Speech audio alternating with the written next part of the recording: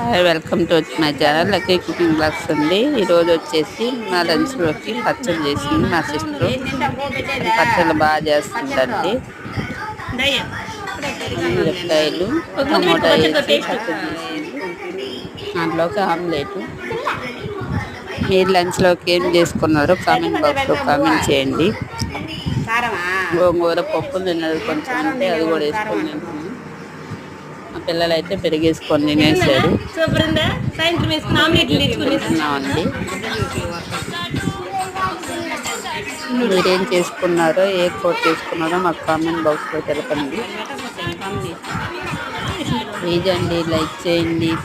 మా వీడియోస్ అసలు చూడట్లేదు, మమ్మల్ని ఎంకరేజ్ చేయండి, సపోర్ట్ చేయండి, లైక్ చేయండి, సబ్స్క్రైబ్ చేసుకోండి. మా వంట వాళ్ళకి సహాయం చేయండి ప్లీజ్.